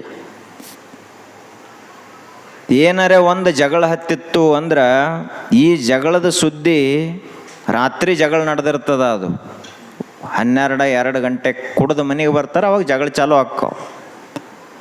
ಆ ಜಗಳ ನಡೆದಿರ್ತದ. ಯಾರ ಮನ್ಯಾಗ ಜಗಳ ನಡೆದಿರ್ತದ ಅಂದ್ರೆ ಇವರಿಗೆ ಬೇಡಾದವ್ರ ಮನೆಯೊಳಗೆ ಜಗಳ ನಡೆದಿರ್ತದ. ರಾತ್ರಿ ಎಲ್ಲ ಜಗಳ ಎಲ್ಲ ಗೋಡೆ ಕಿವಿ ಹೆಚ್ಚಿ ಕೇಳ್ತಾರೆ ಅವರು. ಗುರುಗಳು ಹೇಳೋ ಮಾತು ಕೇಳೋದಿಲ್ಲ, ಜಗಳದ ಮಾತು ಭಾಳ ಚಲೋ ಕೇಳ್ತಾರೆ. ಕೇಳಿ ಮರುದಿವಸ ಮುಂಜಾನೆ ಮನೆ ಕೆಲಸ ಬಿಟ್ಟು ಮೊದಲು ಓಣ್ಯಾಗ ಒಂದು ರೌಂಡ್ ಹಾದು ಬರ್ತಾರೆ. ನಿಮಗೆ ಗೊತ್ತಿಲ್ಲೇನು ಏನು ಗೊತ್ತಿಲ್ಲ ಅಂದ್ರೆ ಇಂಥವ್ರ ಮನ್ಯಾಗ ಹಿಂಗೆ ಜಗಳ ಆಗ್ಯದ. ಅವರು ಎಲ್ಲರೂ ಏನು ಒಂದು ಶಿವತತ್ವವನ್ನು ಹೇಳ್ತಾರ ಅನ್ನೋ ಹಂಗೆ ಅಷ್ಟು ಕಿವಿಯಾಗಿ ಕೇಳ್ತಾರ ಆ ಮಾತುಗಳನ್ನು. ಇಡೀ ಊರು ತುಂಬ ಜಗಳ ಪ್ರಸರಿಸಿ ಹೋಯ್ತು. ಊರಿಗೆಲ್ಲ ಗೊತ್ತಾಯ್ತು ಇಂಥವ್ರ ಮನ್ಯಾಗ ಜಗಳ ಆಗ್ಯದ, ಇಂಥವ್ರ ಮನೆಯಲ್ಲಿ ಜಗಳ ಆಗ್ಯದ. ಅದು ಯಾರ ಮನ್ಯಾಗ? ಊರ ಗೌಡ್ರ ಮನ್ಯಾಗ ಜಗಳ. ಮುಂಜಾನೆ ಏಳುವುದರೊಳಗಾಗಿ ಊರು ತುಂಬ ಯಾವುದು ಪ್ರಸಾರವಾಗಬಾರದಾಗಿತ್ತು ಅದೇ ಪ್ರಸಾರವಾಯಿತು ಈ ಜಗತ್ತಿನಲ್ಲಿ. ಒಬ್ಬ ಶಿವಯೋಗಿಗಳು ಹೇಳಿದಂಥ ಮಾತನ್ನು ಯಾರಾದರೂ ಮುಂಜಾನೆ ಎದ್ದ ತಕ್ಷಣ ಏಳೋಕ್ಕಿಂತ ಮೊದಲು ಹೋಗಿ ಊರು ತುಂಬ ಹೇಳಿದ್ರೇನು? ಹಿಂಗಪ್ಪ ಬಸವಣ್ಣವರು ಒಂದು ವಚನವನ್ನು ಹೇಳ್ಯಾರ, ಮಹಾತ್ಮರು ಇಂತಹ ಮಾತುಗಳನ್ನು ಹೇಳ್ಯಾರ. ಗುರು ಬಸವ ಶಿವಯೋಗಿಗಳು ಇಂತಹ ಅಮೂಲ್ಯವಾದ ಮಾತುಗಳನ್ನು ನಮ್ಮ ಜೀವನ ಧನ್ಯವಾಗಬೇಕು, ಜೀವನ ಬೆಳಗಬೇಕು ಅಂತಹ ಮಾತುಗಳನ್ನು ಹೇಳ್ಯಾರಂತೆ. ಯಾರೇ ಮುಂಜಾನೆ ಎದ್ದು ಮನೆ ಹೇಳ್ತಾರೇನು? ಅವ್ಯಾಕೆ ಬಿಡ್ರಿ, ನಮಗೆ ಬೇಕಂತ ಹೇಳ್ತಾರೆ. ಇವರಿಗೆ ಬೇಕಾದದ್ದು ಜಗಳನ. ಅದಕ್ಕಾಗಿ ಭಾರತ ದೇಶದಲ್ಲಿ ಇವತ್ತಿನ ದಿನಮಾನಕ್ಕೆ ಸರಿಯಾಗಿ ನೋಡಿದ್ರೆ ಕೋರ್ಟ್ನಾಗ ಕೇಸ್ ಎಷ್ಟದಾವಂತ ಲೆಕ್ಕ ಮಾಡಿದ್ರೆ ಇವತ್ತ ಎಲ್ಲ ಕೋರ್ಟ್ಗಳನ್ನು ಮುಚ್ಚಿ ಹೊರಗಿನ ಕೇಸ್ ಬರುವೆಲ್ಲ ಬಂದ್ ಮಾಡಿ ಅವು ಏನು ಕೋರ್ಟ್ನಲ್ಲಿ ಈಗಾಗಲೇ ಅವ ಅಷ್ಟ ಬಗೆಹರಿಸ್ಬೇಕಂದ್ರೆ 30-40 ವರ್ಷ ಬೇಕತ್.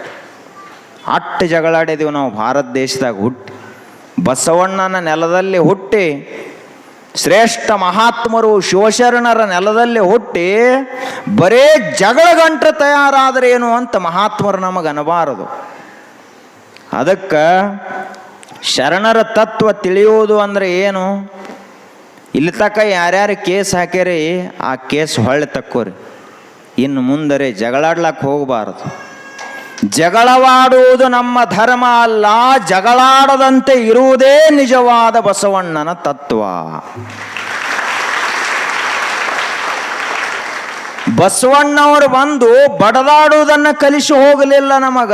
ಮುಗಿದ ಕೈ ಬಾಗಿದ ತಲೆಯಾಗಿರಿಸು ಕೂಡಲ ಸಂಗಮ ದೇವ. ಹಂಗ ನಾವಿರಬೇಕು. ಆ ರೀತಿಯಾಗಿ ಅಂತರಂಗದ ಒಕ್ಕಲುತನ ನಡಿಬೇಕು. ಆ ಅಂತರಂಗದ ಭೂಮಿ ಸ್ವಚ್ಛವಾಗಬೇಕಾದ್ರೆ ನಾವು ಏನು ಮಾಡಬೇಕು, ನಮ್ಮ ಸಾಧನೆ ಏನು, ನಾವು ಯಾವ ಪೂಜೆಯನ್ನು ಮಾಡಬೇಕು ಅನ್ನುವುದರ ಕುರಿತು ಒಂದು ತತ್ವಪದ.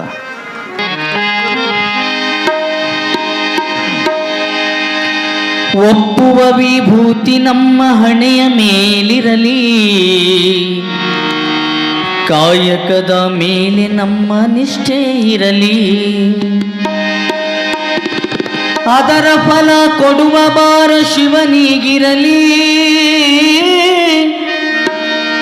ಅದರ ಫಲ ಕೊಡುವ ಭಾರ ಶಿವನಿಗಿರಲಿ, ಶಿವನಿಗಿರಲಿ, ನಮ್ಮ ಶಿವನಿಗಿರಲಿ. ಅಂಗದ ಮೇಲೊಂದು ಲಿಂಗವಿರಲಿ, ಲಿಂಗದ ಮೇಲೆ ನಿಮ್ಮ ಭಕ್ತಿಯು ಇರಲಿ. ಅಂಗದ ಮೇಲೊಂದು ಲಿಂಗವಿರಲಿ, ಲಿಂಗದ ಮೇಲೆ ನಿಮ್ಮ ನಿಷ್ಠೆ ಇರಲಿ. ಅಡಿಗಡಿಗೆ ಶಿವನಾಮ ಬಾಯಿ ಒಳಗಿರಲಿ, ಅಡಿಗಡಿಗೆ ಶಿವನಾಮ ಬಾಯಿ ಒಳಗಿರಲಿ, ಬಾಯಿ ಒಳಗಿರಲಿ, ನಿಮ್ಮ ಬಾಯಿ ಒಳಗಿರಲಿ. ಅಂಗದ ಮೇಲೊಂದು ಲಿಂಗವಿರಲಿ, ಲಿಂಗದ ಮೇಲೆ ನಿಮ್ಮ ನಿಷ್ಠೆ ಇರಲಿ.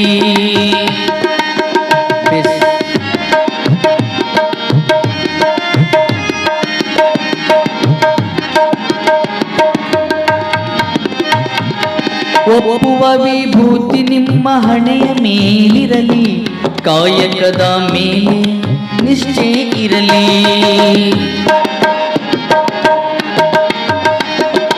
ಒಪ್ಪುವ ವಿಭೂತಿ ನಿಮ್ಮ ಹಣೆಯ ಮೇಲಿರಲಿ, ಕಾಯಕದ ಮೇಲೆ ನಿಮ್ಮ ನಿಷ್ಠೆ ಇರಲಿ. ಅದರ ಫಲ ಕೊಡುವ ಬಾರ ಶಿವನಿಗಿರಲಿ, ಅದರ ಫಲ ಕೊಡುವ ಬಾರ ಶಿವನಿಗಿರಲಿ. ಶಿವನಿಗಿರಲಿ ನಮ್ಮ ಶಿವನಿಗಿರಲಿ, ಶಿವನಿಗಿರಲಿ ನಮ್ಮ ಶಿವನಿಗಿರಲಿ. ಅಂಗದ ಮೇಲೊಂದು ಲಿಂಗವಿರಲಿ, ಲಿಂಗದ ಮೇಲೆ ನಿಮ್ಮ ನಿಷ್ಠೆ ಇರಲಿ, ಲಿಂಗದ ಮೇಲೆ ನಿಮ್ಮ ಭಕ್ತಿ ಇರಲಿ.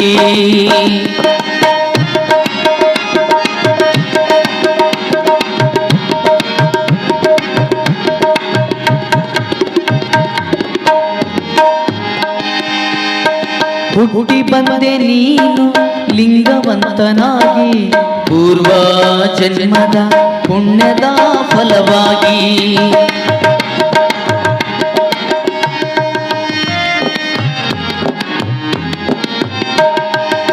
ಹುಟ್ಟಿ ಬಂದೆ ನೀನು ಲಿಂಗವಂತನಾಗಿ, ಪೂರ್ವ ಜನ್ಮದ ಪುಣ್ಯದ ಫಲವಾಗಿ. ಧರ್ಮದ ಋಣ ತೀರಿಸುವ ಛಲ ನಿನಗಿರಲಿ, ಧರ್ಮದ ಋಣ ತೀರಿಸುವ ಛಲ ನಿನಗಿರಲಿ, ಛಲ ನಿನಗಿರಲಿ, ಛಲ ನಿನಗಿರಲಿ, ಛಲ ನಿನಗಿರಲಿ, ಛಲ ನಿನಗಿರಲಿ. ಅಂಗದ ಅಂಗದ ಮೇಲೊಂದು ಲಿಂಗವಿರಲಿ, ಲಿಂಗದ ಮೇಲೆ ನಿಮ್ಮ ಭಕ್ತಿ ಇರಲಿ, ಲಿಂಗದ ಮೇಲೆ ನಿಮ್ಮ ನಿಷ್ಠೆ ಇರಲಿ.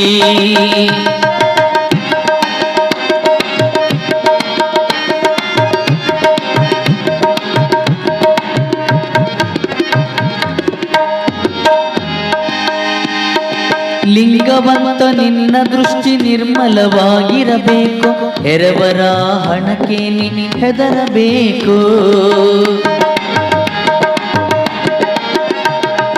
ಲಿಂಗವಂತ ನಿನ್ನ ದೃಷ್ಟಿ ನಿರ್ಮಲವಾಗಿರಬೇಕು, ಎರವರ ಹಣಕ್ಕೆ ನೀ ಹೆದರಬೇಕು. ಜನಕ್ಕಿಲ್ಲವಾದರೂ ನಿನ್ನ ಮನ ಕಂಜಿ ನಡಿಬೇಕು, ಜನಕಲ್ಲವಾದರೂ ನಿನ್ನ ಮನ ಕಂಜಿ ನಡಿಬೇಕು, ಮನ ಕಂಜಿ ನಡಿಬೇಕು, ಮನ ಕಂಜಿ ನಡಿಬೇಕು, ಮನ ಕಂಜಿ ನಡಿಬೇಕು, ಮನ ಕಂಜಿ ನಡಿಬೇಕು. ಅಂಗದ ಅಂಗದ ಮೇಲೊಂದು ಲಿಂಗವಿರಲಿ, ಲಿಂಗದ ಮೇಲೆ ನಿಮ್ಮ ಭಕ್ತಿ ಇರಲಿ, ಲಿಂಗದ ಮೇಲೆ ನಿಮ್ಮ ನಿಷ್ಠೆ ಇರಲಿ.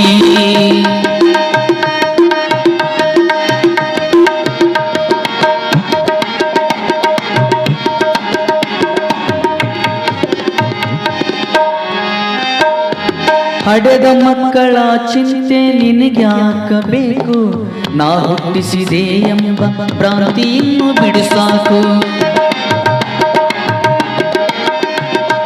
ಹಡೆದ ಮಕ್ಕಳ ಚಿಂತೆ ನಿನಗ್ಯಾಕಬೇಕು, ನಾ ಹುಟ್ಟಿಸಿದೇನೆಂಬ ಭ್ರಾಂತಿಯನ್ನು ಬಿಡಿಸಾಕು.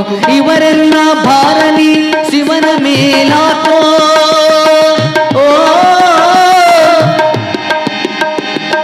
ಹಡೆದ ಮಕ್ಕಳ ಚಿಂತೆ ನಿನಗ್ಯಾಕಬೇಕು, ನಾ ಹುಟ್ಟಿಸಿದೆ ಎಂಬ ಭ್ರಾಂತಿಯನ್ನು ಬಿಡಿಸಾಕು. ಇವರೆಲ್ಲ ಭಾರನಿ ಶಿವನ ಮೇಲೆ ಹಾಕೋ, ಇವರೆಲ್ಲ ಭಾರನಿ ಶಿವನ ಮೇಲೆ ಹಾಕೋ, ಶಿವನ ಮೇಲೆ ಹಾಕೋ, ನಮ್ಮ ಶಿವನ ಮೇಲೆ ಹಾಕೋ, ಶಿವನ ಮೇಲೆ ಹಾಕೋ, ನಮ್ಮ ಶಿವನ ಮೇಲೆ ಹಾಕೋ. ಅಂಗದ ಅಂಗದ ಮೇಲೊಂದು ಲಿಂಗವಿರಲಿ, ಲಿಂಗದ ಮೇಲೆ ನಿಮ್ಮ ಭಕ್ತಿ ಇರಲಿ. ಅಡಿಗಡಿಗೆ ಶಿವನಾಮ ಬಾಯಿ ಒಳಗಿರಲಿ, ಅಡಿಗಡಿಗೆ ಶಿವನಾಮ ಬಾಯಿ ಒಳಗಿರಲಿ, ಅಡಿಗಡಿಗೆ ಶಿವನಾಮ ಬಾಯಿ ಒಳಗಿರಲಿ, ನಿಮ್ಮ ಬಾಯಿ ಒಳಗಿರಲಿ, ನಿಮ್ಮ ಬಾಯಿ ಒಳಗಿರಲಿ. ಅಂಗದ ಮೇಲೊಂದು ಲಿಂಗವಿರಲಿ, ಲಿಂಗದ ಮೇಲೆ ನಿಮ್ಮ ಭಕ್ತಿ ಇರಲಿ, ಲಿಂಗದ ಮೇಲೆ ನಿಮ್ಮ ಭಕ್ತಿ ಇರಲಿ, ನಿಮ್ಮ ಭಕ್ತಿ ಇರಲಿ, ನಿಮ್ಮ ಭಕ್ತಿಯು ಇರಲಿ.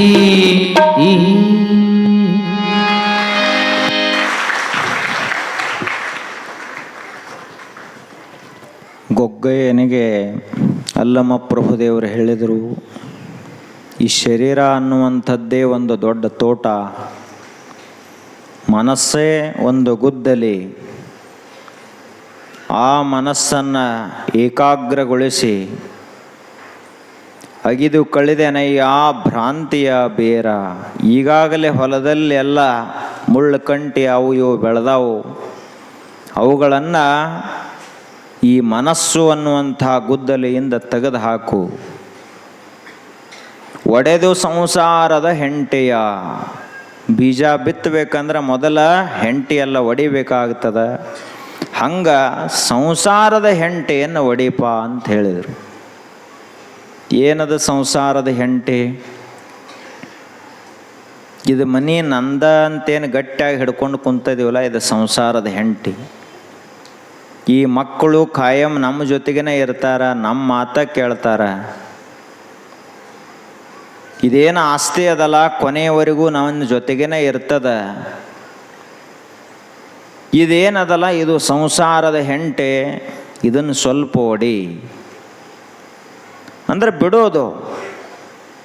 ಆ ಬಳಿಕ ಮುಂದೆ ಹೇಳಿದರು, ಬಗೆದು ಬಿತ್ತಿದನಯ್ಯ ಬ್ರಹ್ಮ ಬೀಜವ. ಯಾವ ಬೀಜ ಹಾಕಬೇಕಾ ಭೂಮಿಯಲ್ಲಿ? ಭೂಮಿಯಲ್ಲಿ ನಾನು ನನ್ನದು ಅನ್ನುವಂಥ ಬೀಜವನ್ನು ಹಾಕಬಾರದು. ನಾನು ಸಾಕ್ಷಾತ್ ಶಿವಸ್ವರೂಪ ಅನ್ನುವ ಬೀಜವನ್ನು ಮನಸ್ಸಿನಲ್ಲಿ ಹಾಕು.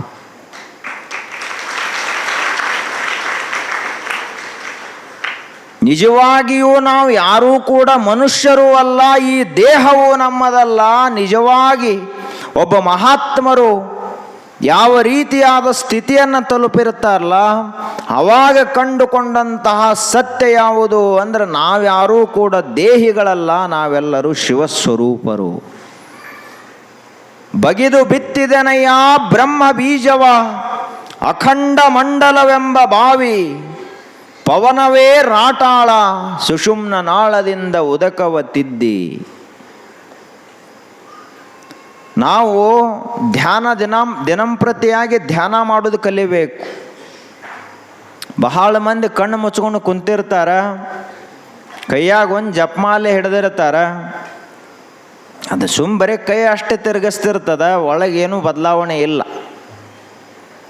ಕಣ್ಣು ಮುಚ್ಚಿ ಕೂತಿರ್ತಾನ, ಕಣ್ಣು ಮುಚ್ಚಿ ಕೂತ ಅಂದ್ರೆ ಸಾಕು, ಯಾರ್ಯಾರಿಗೂ ಬಡ್ಡಿ ಹಂಗೆ ರೊಕ್ಕ ಕೊಟ್ಟಿದ್ದು ಎಲ್ಲ ನೆನಪಾಗಿ ಬಿಡ್ತದೆ. ಕಣ್ಣು ಮುಚ್ಚಿ ಕೂತ ಅಂದ್ರೆ ಸಾಕು, ಒಂದು ವರ್ಷದ ಹಿಂದಾದ ಜಗಳೆಲ್ಲ ಸರಿಯಾಗಿ ನೆನಪಿಗೆ ಬಂತು. ಹಿಂಗಾದರೆ ಏನು ಉಪಯೋಗದ? ದಿನಂಪ್ರತಿ ಧ್ಯಾನ ಮಾಡಬೇಕು, ಪ್ರಾಣಾಯಾಮ ಸಾಧನೆಯನ್ನು ಮಾಡಬೇಕು. ಯಾವಾಗ ನಮ್ಮ ಮನಸ್ಸು, ನಮ್ಮ ಉಸಿರ ಅತ್ಯಂತ ಸೂಕ್ಷ್ಮವಾಗ್ತದಲ್ಲ, ಆವಾಗ ಮನಸ್ಸು ಶಾಂತ ಆಕೋತ ಹೋಗ್ತದ. ಆವಾಗ ಶಿವನಿಗೆ ನಾವು ಸಮೀಪ ಹೋಗ್ತೀವಿ. ಬಸವಗಳೈವರು ಹಸಗೆಡಿಸಿಹವೆಂದು ಇಷ್ಟೆಲ್ಲ ಸಾಧನ ಮಾಡಿದಾಗಲೂ ಕೂಡ ಮತ್ತು ಆ ದನ ಈ ದನ ಬಂದ ನಮ್ಮ ಮನಸ್ಸನ್ನು ಅಶಾಂತಗೊಳಿಸಬಾರದು ಅಂತ ತಿಳ್ಕೊಂಡು ಸಮತೆ ಸೈರಣೆ ಎಂಬ ಬೇಲಿಯನಿಕ್ಕಿ ಮನಸ್ಸ ಯಾವಾಗಲೂ ಶಾಂತಿ ಇರಬೇಕು, ತಾಳ್ಕೊಂಡಿರಬೇಕು, ತಿತಿಕ್ಷ ಇರಬೇಕು. ಹಂಗೆ ನಾವು ಇದ್ದೀವಿ ಅಂದ್ರೆ ಆವಾಗಲೂ ಈ ತೋಟದಲ್ಲಿ ಜಾಗರವಿರ್ದು ಸಸಿಯರ್ ಸಲುಹಿದೆನು ಕಾಣ ಗುಹೇಶ್ವರ. ಹೆಂಗೆ ಹೊಲದಾಗ ಬೆಳೆ ಬಂದ ಬಳಿಕ ಎಲ್ಲ ಕಂಟಿ ಮೊದಲ ಬೇಲಿ ಬಂದೋಬಸ್ತ್ ಮಾಡ್ತೀವಿ, ಹಂಗೆ ಈ ಮನಸ್ಸಿನಲ್ಲಿ ಕಾಮಕ್ರೋಧಾದಿಗಳನ್ನುವಂಥ ದನ ಬರಲಾರ್ದಂಗೆ ನಾವು ಈ ಬ್ರಹ್ಮ ಬೀಜವನ್ನು, ಬ್ರಹ್ಮದ ಬೆಳೆಯನ್ನು, ಶಿವ ಬೆಳೆಯನ್ನು ರಕ್ಷಿಸಬೇಕಾಗುತ್ತದೆ. ಅಲ್ಲಮ ಪ್ರಭುದೇವರು ಇಷ್ಟು ಗೊಗ್ಗಯ್ಯನಿಗೆ ಹೇಳಿದರು. ಆನಂತರ ಹಾಗೇ ಮುಂದುವರೆದು ಹೋಗ್ತಾ ಇದ್ರು. ಹೋಗುವಾಗ ದಾರಿಯಲ್ಲಿ ಒಂದು ಗುಡಿ ಕಂಡಿತ್ತು, ಹಾಳ ಗುಡಿ, ದೇಗುಲ. ಆ ದೇಗುಲದ ಒಳಹೊಕ್ಕು ಬಹಳ ಹಾಳಾದಂತಹ ಗುಡಿ. ಆ ದೇಗುಲದ ಒಳಹೊಕ್ಕು ನೋಡಿದ್ರೆ ಅಲ್ಲಿ ಒಬ್ಬ ಶಿವಯೋಗಿ ಕುಂತಾನ. ಅವನಿಗೆ ಈ ಶರೀರದ ಮ್ಯಾಲ ಪರಿವೇ ಇಲ್ಲ, ಜಗತ್ತದ ಅಂತಲೇ ಗೊತ್ತಿಲ್ಲ. ನಾಸಾಗ್ರ ದೃಷ್ಟಿಯನ್ನಿಟ್ಟುಕೊಂಡು ಅನಿಮಿಷ ದೃಷ್ಟಿ, ಅವನು ತನ್ನ ಮೂಗಿನ ತುದಿಯನ್ನೇ ನೋಡ್ತಾ ಅದರೊಳಗೆ ಮುಳುಗಿ ಹೋಗಿಬಿಟ್ಟಾನ ಯೋಗಿ. ಎಂದು ಊಟ ಮಾಡ್ಯಾನೋ ಗೊತ್ತಿಲ್ಲ, ಎಂದು ಎದ್ದಾನೋ ಗೊತ್ತಿಲ್ಲ. ಪೂರ್ಣ ಒಂದು ಪದ್ಮಾಸನವನ್ನು ಹಾಕಿ ಕುಳಿತವ, ಎದ್ದೇ ಇಲ್ಲ. ಎಂತಹ ಸ್ಥಿತಿ! ಆವಾಗ ಅಲ್ಲಮ ಪ್ರಭುದೇವರು ಅವನನ್ನು ಏನು ನೋಡಿದರು, ಅವರಿಗನಿಸ್ತು ಇಂತಹ ಮಹಾಶಿವಯೋಗಿಯೇ ನನ್ನ ಗುರು ಅಂತ ತಿಳ್ಕೊಂಡು ಅವರಿಗೆ ಸಾಷ್ಟಾಂಗ ನಮಸ್ಕಾರ ಹಾಕಿದರು ಅಲ್ಲಮ ಪ್ರಭುದೇವರು. ಅವರ ಹೆಸರು ಅನಿಮಿಷಯ್ಯ ಅಂಥೇಳಿ. ಈ ಸಾಧನ ಮಾಡಿ ನೋಡಿದರೆ ಗೊತ್ತಾಗ್ತದ, ಯಾವ ಮನುಷ್ಯ ಲಿಂಗವನ್ನು ತದೇಕ ಚಿತ್ತದಿಂದ ನೋಡ್ತಾನ ಅವನಿಗೂ ಕೂಡ ಲಿಂಗವನ್ನು ಬಿಟ್ಟು ಬೇರೆ ಏನೂ ಕಾಣುವುದಿಲ್ಲ. ಅದೇ ರೀತಿಯಾಗಿ ಯೋಗಿಗಳಾದಂಥವರು ಮೂಗಿನ ತುದಿಯ ಮೇಲೆ ದೃಷ್ಟಿಯನ್ನಿಟ್ರು ಅಂದ್ರೆ ಹೊರಗೆ ಜಗತ್ತು ಕಾಣಂಗಿಲ್ಲ, ಈ ಕಡೆ ನಮ್ಮ ಶರೀರನೂ ಕಾಣಂಗಿಲ್ಲ, ಅಷ್ಟು ಮನಸ್ಸು ಏಕಾಗ್ರವಾಗ್ತದ. ಅಂತಹ ಅನಿಮಿಷ ಯೋಗಿ ಸಾಧನೆಯನ್ನು ಮಾಡ್ತಾ ಇದ್ದ, ತನ್ನೊಳಗೆ ತಾನು ಮುಳುಗಿ ಹೋಗಿದ್ದ. ಅಲ್ಲಮ ಪ್ರಭುದೇವರು ನಮಸ್ಕಾರ ಮಾಡಿದರು. ಆವಾಗ ಅನಿಮಿಷ ಯೋಗಿ ಸ್ವಲ್ಪ ಕಣ್ಣು ತೆರೆದು ನೋಡಿದ. ತಾನು ಯಾವ ಶಿಷ್ಯನಿಗಾಗಿ ಇಷ್ಟು ವರ್ಷಗಳ ಕಾಲ ಕಾಯ್ತಾ ಇದ್ದೇನೋ ಆ ಶಿಷ್ಯ ಬಂದ ಅಂತ ಅವ್ರಿಗೆ ಗೊತ್ತಾಯಿತು. ತಮ್ಮಲ್ಲಿರುವಂಥ ತಪಸ್ಸಿನ ಶಕ್ತಿಯನ್ನು, ಶಿವಯೋಗ ಸಾಧನೆಯ ಜ್ಞಾನವನ್ನು ಧಾರೆ ಎರೆದು ಅಲ್ಲಮ ಪ್ರಭುದೇವರಿಗೆ ಕೊಟ್ಟರು. ಆ ಅಲ್ಲಮ ಪ್ರಭುದೇವರು ಕೂಡ ಅಷ್ಟೇ ಏಕಾಗ್ರ ಮನಸ್ಸಿನಿಂದ ಆ ವಿದ್ಯೆಯನ್ನು ಗ್ರಹಣ ಮಾಡಿದರು. ಆವಾಗ ಅವರು ಗುಹೇಶ್ವರ ಅಂತ ತಮ್ಮ ಅಂಕಿತ ನಾಮವನ್ನು ಮಾಡಿಕೊಂಡ್ರು. ಗುಹೇಶ್ವರ ಅಂದರೆ ಏನು? ಗುಹೆಯಲ್ಲಿರುವಂತಹ ಶಿವ. ಯಾವ ಗುಹೆ? ಹಿಮಾಲಯದ ಗುಹೆ ಅಲ್ಲ, ಯಾವುದೋ ಗುಡ್ಡದಲ್ಲಿರುವಂಥ ಗುಹೆ ಅಲ್ಲ. ಯಾವ ಗುಹೆ ಅಂದ್ರೆ ನಮ್ಮ ಹೃದಯ ಗುಹೆಯಲ್ಲಿರುವಂತಹ ಶಿವನನ್ನು ತೋರಿಸಿದ್ರು ಅವರು. ಗುಹಾಯಾಮ್ ವರ್ತಮಾನ ಈಶ್ವರ ಗುಹೇಶ್ವರ. ಆಗ ತಮ್ಮೊಳಗಿರುವಂಥ ಶಿವನನ್ನು ಕಂಡುಕೊಂಡ್ರು ಅಲ್ಲಮ ಪ್ರಭುದೇವರು. ಯಾಕೆ? ಅದರಲ್ಲೇ ಮುಳುಗಿದ್ರು ಅಂತ ಅವರಿಗೆ ಅದು ಗೊತ್ತಾಯಿತು.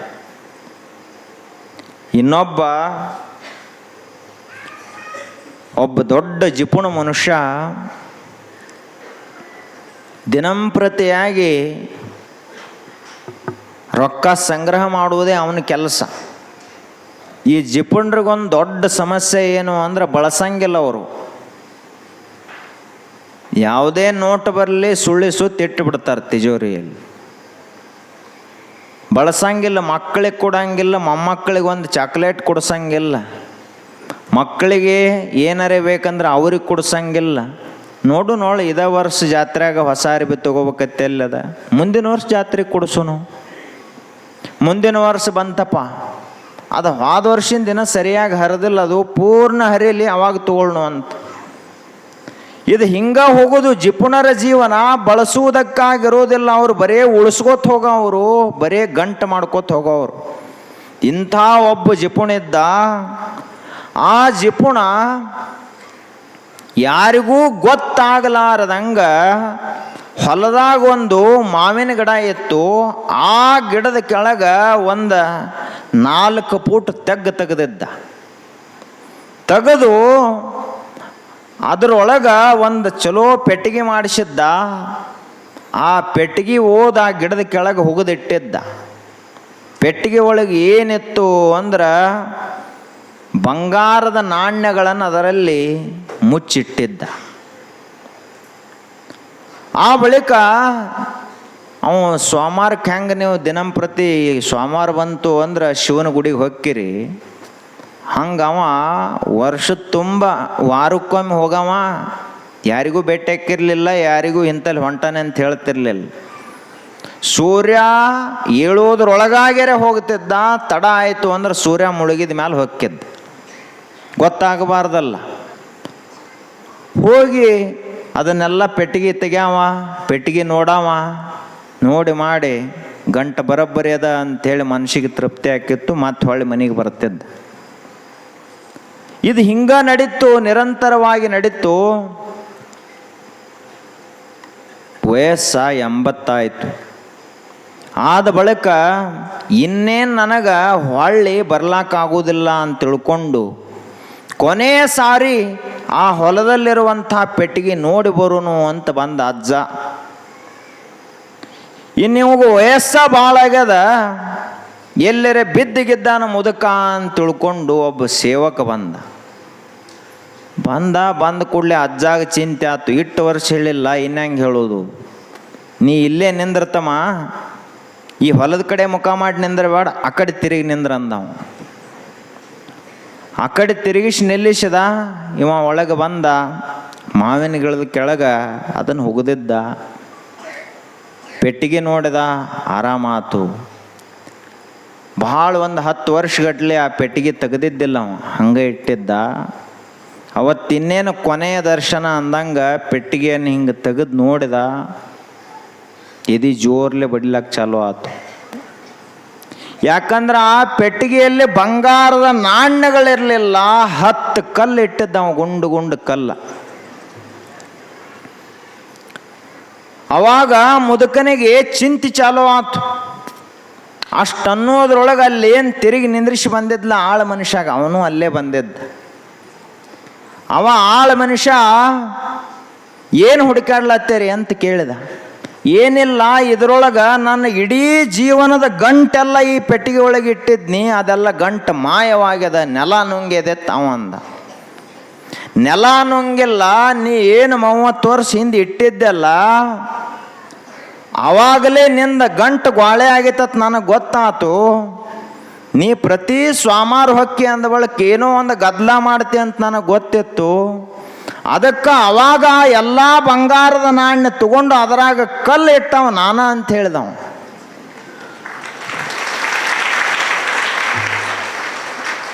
ಅಜ್ಜ ಗಾಬರಿ ಆದ. ಯಾಕೆ ಹಿಂಗ್ಯಾಕೆ ಮಾಡಿದೆ? ಅವಾಗ ಒಂದು ಮಾತನ್ನ ಆಳ ಮನುಷ್ಯ ಹೇಳಿದ,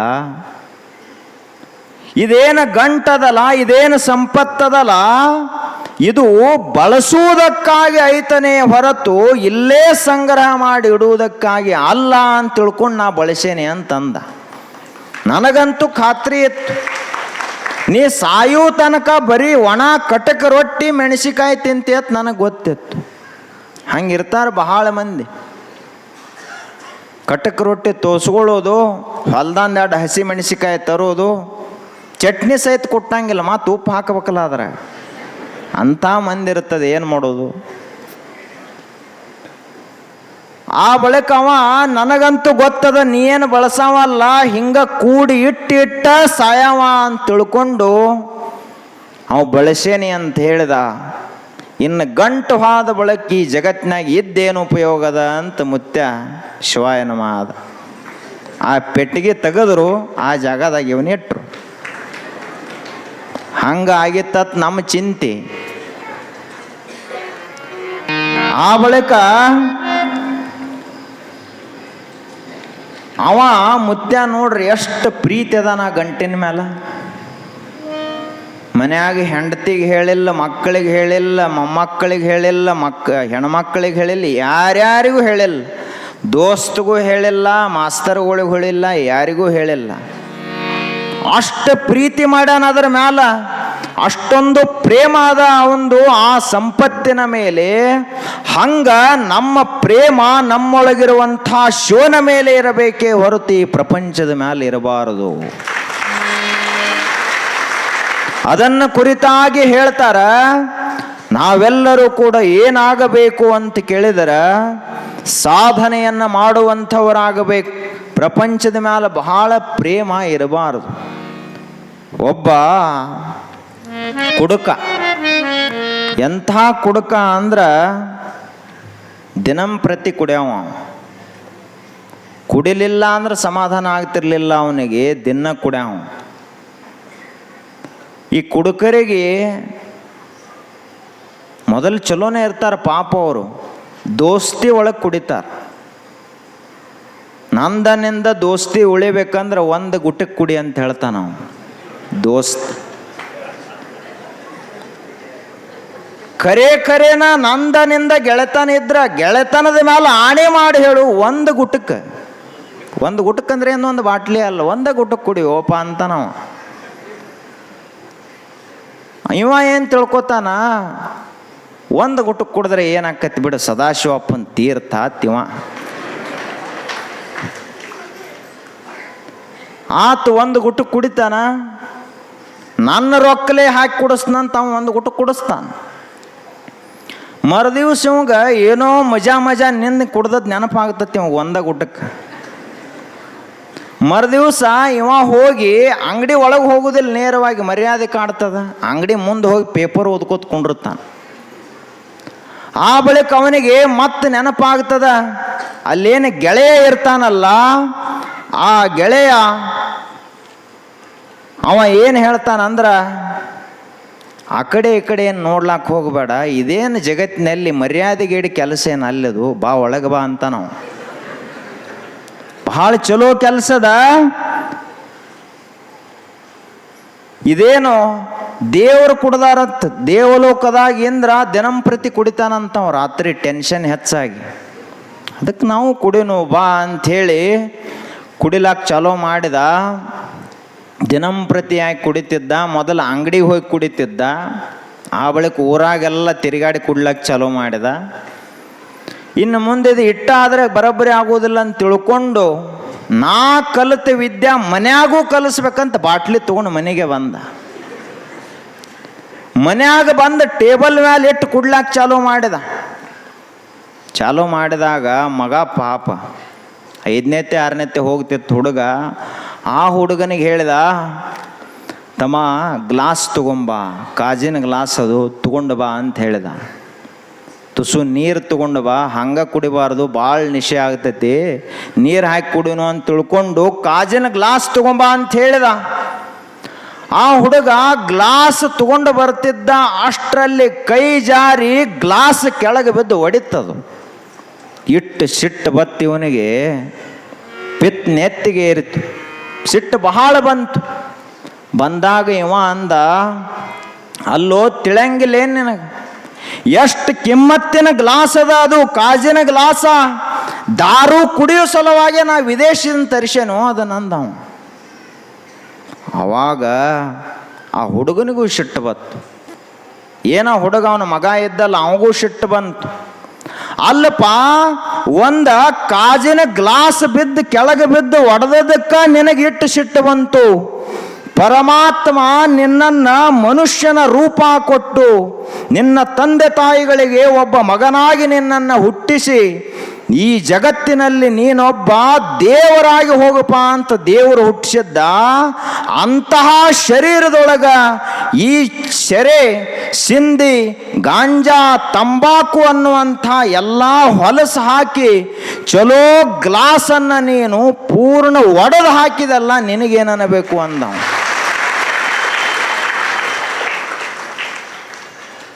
ಕಪಾಳಿಗೆ ಹೊಡೆದಂಗೆ ಆತಿ ಅವ ಅಪ್ಪಗೆ.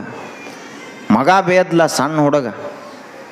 ಅವಾಗ ಅವ ಹುಡುಗಂದ, ಅಪ್ಪಂದ, ನೋಡಪ್ಪ, ಇವತ್ತಿನಿಂದ ಇಲ್ಲಿ ತಕ್ಕ ಏನು ಎಷ್ಟು ಒಡೆದೈತಿ, ಇನ್ನು ಎಷ್ಟು ಉಳ್ದೈತಿ, ನಿನ್ನ ಮ್ಯಾಲ ಪ್ರಮಾಣ ಮಾಡಿ ಹೇಳ್ತೀನಿ, ನಾನು ಇನ್ನು ಮುಂದೆ ಜೀವನದಾಗ ಎಂದೂ ಕುಡಿಯೋದೇ ಇಲ್ಲ ಅಂತ ಬಾಟ್ಲಿ ಹೊರಗೆ ಹೋಗದ.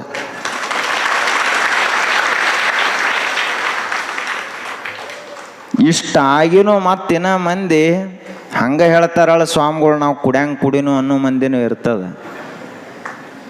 ಅದಕ್ಕೆ ಹಂಗೇನು ಆಗಬಾರದು. ನೀವು ಒಂದು ವೇಳೆ ಕುಡಿಯುವುದನ್ನು ಬಿಟ್ರಿ ಅಂದ್ರೆ ನಿಮ್ಮ ಮನೆಗೆ ಒಳ್ಳೆಯದಾಗ್ತದೆ, ನಿಮಗ ಒಳ್ಳೆಯದಾಗ್ತದ. ಇದು ಬರೇ ಒಂದು ಚಟ ಬಿಡುವುದು ಅಷ್ಟೇ ಅಲ್ಲ. ಇಂದ ಬಾಟ್ಲಿ ಬಿಟ್ರಿ, ಸಿಗರೇಟ್ ಬಿಟ್ರಿ, ತಂಬಾಕನ್ನು ಬಿಟ್ರಿ ಅಂದ್ರೆ ನಾವು ಆದಷ್ಟು ಸಮೀಪ ಅಧ್ಯಾತ್ಮಕ್ಕೆ ಬರ್ಲಾಕ ಪ್ರಾರಂಭ ಆಗ್ತೀವಿ. ಯಾಕಂದ್ರೆ ಬಸವಣ್ಣವ್ರು ನಮಗೆ ಕುಡಿ ಅಂತ ಹೇಳಿಲ್ಲ, ಚಟ ಮಾಡಂತ ಹೇಳಿಲ್ಲ. ಗುರು ಬಸವ ಶಿವಯೋಗಿಗಳು ನಮಗೆ ಎಂದಿಗೂ ಚಟ ಮಾಡಂತೆಂದೂ ಹೇಳಿಲ್ಲ. ಒಂದು ವೇಳೆ ಅವರ ಹೇಳಿದ್ರು ಅಂದ್ರೆ ನಾವು ಮಾಡಬೇಕಾಗಿತ್ತು. ಅವ್ರು ಇದನ್ನು ಯಾವುದೂ ಮಾಡಬೇಡ್ರಿಪ್ಪ ಅಂತ ಹೇಳ್ಯಾರ ಅಂದ ಬಳಿಕ ನಾವು ಇದನ್ನು ಯಾವುದು ಮಾಡುವುದು ಬೇಡ. ಅಲ್ಲಮ ಪ್ರಭುದೇವರು ಯಾವ ರೀತಿಯಾಗಿ ಶಿವಾನುಭಾವಿಗಳಾಗಿ ತಮ್ಮೊಳಗಿರುವ ಗುಹೇಶ್ವರ ಲಿಂಗವನ್ನು ಕಂಡುಕೊಂಡು ಧನ್ಯರಾದರು, ಆ ದಾರಿಯಲ್ಲಿ ನಾವೆಲ್ಲರೂ ನಡೆಯೋಣ ಅಂತ ಹೇಳ್ತಾ ಇವತ್ತಿನ ಸತ್ಸಂಗಕ್ಕೆ ವಿರಾಮ.